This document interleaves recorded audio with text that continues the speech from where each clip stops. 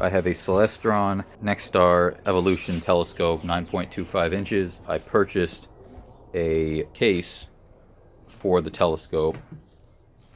As you can see here, the Husky case from Home Depot. I bought the smaller one because I want to be able to fit it in my trunk. However, when the telescope was sitting in here, the top of the telescope, which I will show, was hitting right here and hitting right here.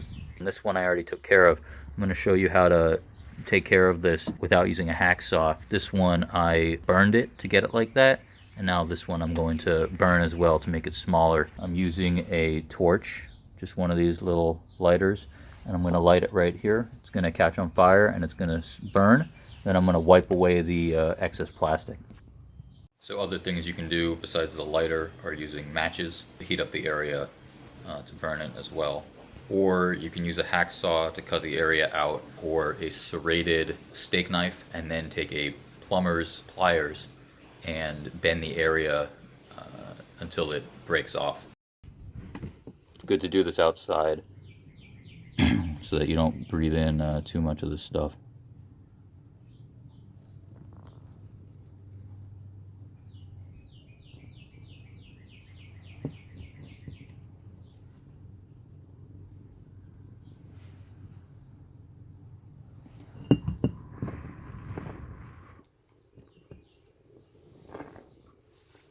Blowing on it to keep it from burning too much up.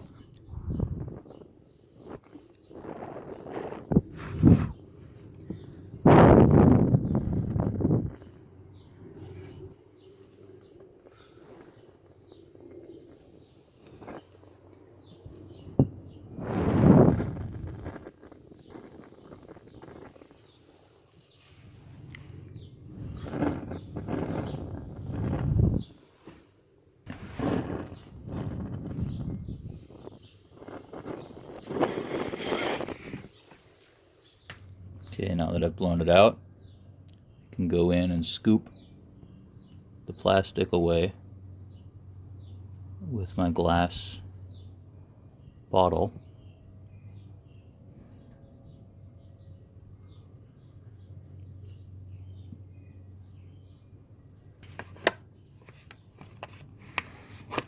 Right, here we are after the next burn. And each time you do it, you can take a piece of wood or a match and just wipe it away, and it'll take off some of the plastic that's there. I'm going to do this one more time to get it slightly farther back, and at the end, if you really want, you can obviously vacuum, but you can sand it down. So now that the burn is done, I'm now going to use a screwdriver.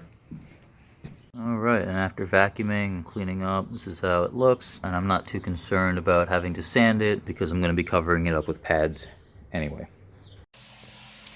So after putting in all the padding for the telescope, it shifted the telescope position slightly, and therefore I had to make some modifications to take out more parts of the top. So I would highly recommend putting in your padding the way you're going to have it ahead of time. My issue was I did not realize for sure whether or not it was going to fit, and therefore I didn't want to destroy the packaging that came with the telescope if I needed to store it in the original box. So this one I burned and then covered it with packing tape, and then these two as well, cover them with packing tape. Just if there's any pieces, nothing's going to fall off, and it's smooth.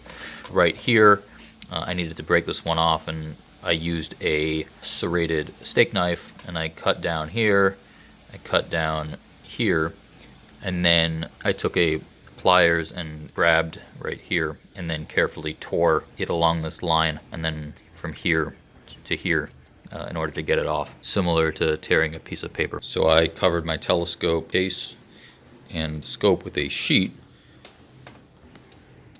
and I just put that in the bed of the case, and when it closes it just covers it up so nothing scratches it from the plastic.